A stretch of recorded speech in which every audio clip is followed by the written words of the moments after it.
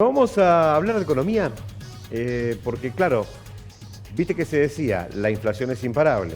Después, generalmente cuando vos querés bajar la inflación, ahora nos va a decir mejor un economista, secás la plaza, se reduce la actividad económica y bueno, sí, baja la inflación, pero claro, después se empieza a ver lo que vemos hoy en día, que baja mucho la actividad económica. Y ahora vemos un repunte de la inflación. ¿Y qué hacemos? Porque si tenemos repunte de la inflación y encima seca la economía y seco los bolsillos, ¿qué es lo que pasa? ¿Qué hacemos? Vamos a hablar con Gustavo Gómez, bienvenido. ¿Qué tal, Diego? Buenas noches, ¿cómo está? Gustavo, hay una palabra, sobre todo que me asusta mucho, una palabra muy de la época de la Rúa, estanflación. Bien. No debería asustarle tanto. Claro, causa miedo, digo, porque tenés los perjuicios de la inflación y el estancamiento. Te voy a decir, bueno, paré todo para bajar la inflación, pero la inflación sigue caminando. ¿Esto nos está pasando hoy en día o es Sí, hace otro 14 proceso? años. Hace 14 años se llama estanflación del Bicentenario, porque empezó en el 2010. No sé por qué los medios han tomado desde 2011, pero bueno, siempre se habla que estamos del 2011 en estanflación.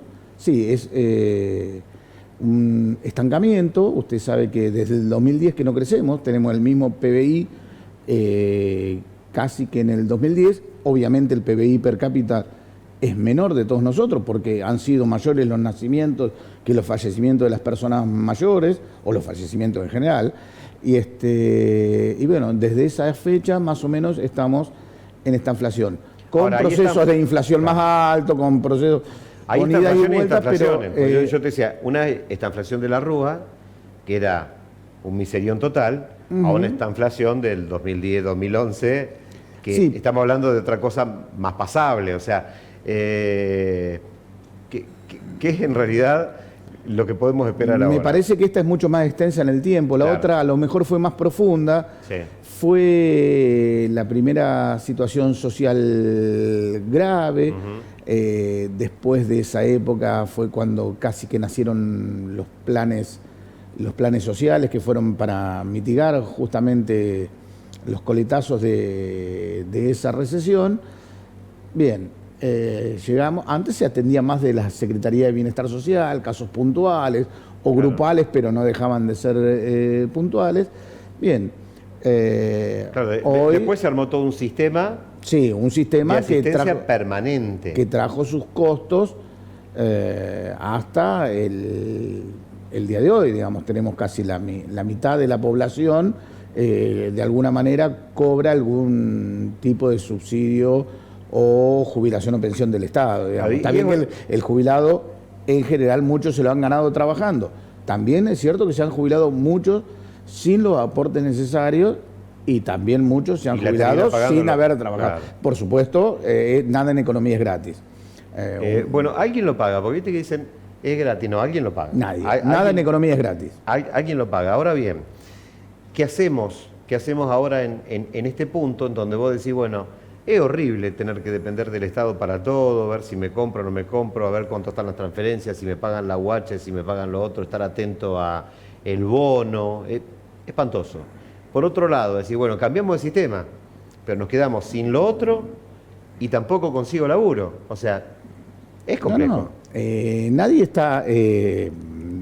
no quise expresar que hubiera que sacarlos, digamos, de ningún modo. Estaría genial que no existieran porque no hacía falta. Pero exactamente, lo estamos necesitando y el gobierno, una de las cosas que se lo ha criticado bastante desde sectores de más a la derecha que la pared casi, como que, bien, subió con los votos de un sector, pero terminó aumentando las prestaciones sociales en una cuestión mayor que otros estamentos del Estado. Bueno, creo que eso se irá resolviendo con el tiempo, de a poco, cuando la economía empiece a crecer y el sector privado demande más mano de obra que el propio Estado, que ha sido el gran empleador de estos 14 años que estábamos hablando de esta inflación. Bueno, y arrancamos el viaje. Estamos, mamá, ¿cuándo llegamos? ¿Viste? Como te vas de vacaciones con los pibes que son chiquitos. ¿Y cuándo arranca? Bueno, el primer paso grande era cerrar la brecha fiscal para bajar la inflación. Se ha bajado fuertemente la inflación, no a los niveles deseados. Así todo, con la baja que nosotros hemos tenido, todavía es la inflación más alta del mundo, digamos. Tenemos mucho para trabajar en ese sentido. Hay una cuestión importante que por cuestiones sociales no se ha implementado, pero más tarde o más temprano se hace necesario, que son la reformulación de las tarifas públicas, digamos. Nosotros estamos pagando un quinto la luz de lo que deberíamos y la mitad de lo que deberíamos pagar de gas. Como decíamos recién, nada es gratis, de algún otro lado lo estamos pagando. Y generalmente todo lo que fuera subsidio lo pagamos en la cuenta del supermercado con inflación cuando vamos a comprar, digamos. Entonces, como es algo que no se ve, pero si yo a la gente le explicara y pudiera entender que el impuesto inflacionario se puede medir como cualquier otro impuesto, como el IVA, como las ganancias, como los impuestos al trabajo, y que además es el más regresivo de todo, porque lo pagan más los que menos tienen, porque son quienes tienen solamente plata. Claro, los que proporcionalmente, alguien que gana poco lo consume todo, digamos. Claro. Y no entonces, tiene inversiones, no tiene casa, no tiene auto. No. Exactamente. Entonces, a mí me parece que hay que seguir insistiendo con la baja de la inflación a niveles más razonables que el 4% mensual, digamos, que es lo que estamos hoy. Digamos. ¿Y este rebote que dicen va a ser del 6%? Que... No creo. Me parece que va a ser más o menos igual que el mes anterior, incluso algunas décimas menos. No mucho menos, pero hay mucho de operaciones también, digamos. Hay que ver cómo impacta, porque es la primera vez que en el gobierno del presidente Milei sube un poco el precio del dólar. Sí, finalmente hay una correlación en este caso también. No tendría por qué haber una correlación, digamos. Pero generalmente hay corridas especulativas que... Bueno, pero eso depende de quién marca los precios, digamos.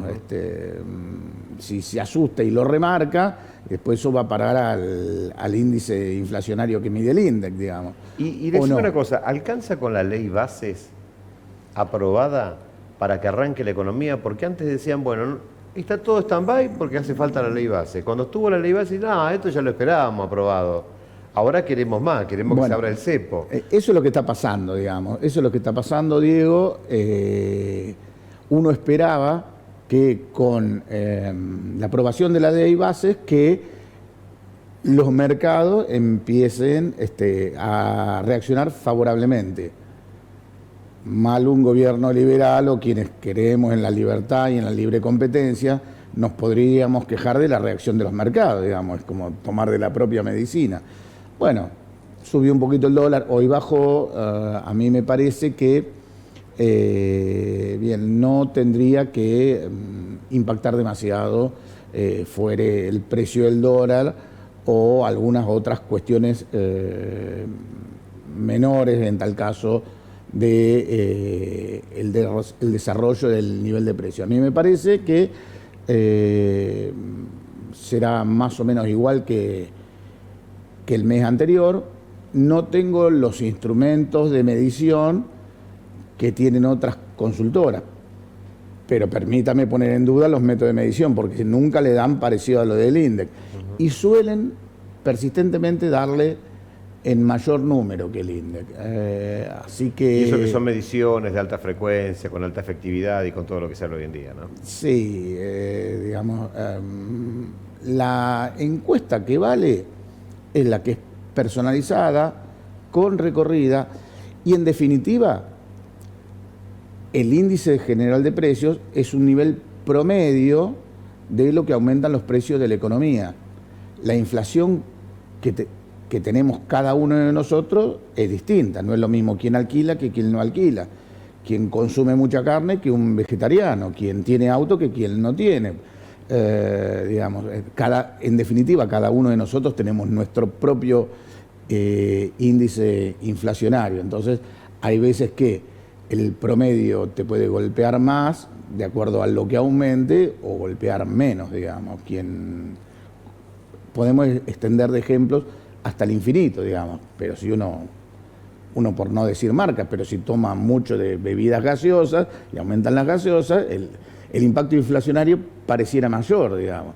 Si uno tiene mellizos bebés, seguramente el precio de la leche le impacta más, digamos, ¿no es cierto? Entonces, eso es un promedio. En general, estamos mucho mejor que cuando empezó el gobierno, pero yo creo que se necesita... La inflación normal debería ser cero, Diego, esa es la cuestión. Está bien. Y una última, se habló de la recomposición de los salarios en el precio en dólares. En realidad todavía esto no está sucediendo. Falta mucho camino para que esto suceda y nosotros, o sea, vos me decías, bueno, no estamos pagando ni un quinto de lo que valen las tarifas o alguna tarifa. Pero tampoco tenemos con qué, porque en realidad no es importante el precio de la tarifa, sino también el precio de nuestro salario, ¿no? Bien, ahí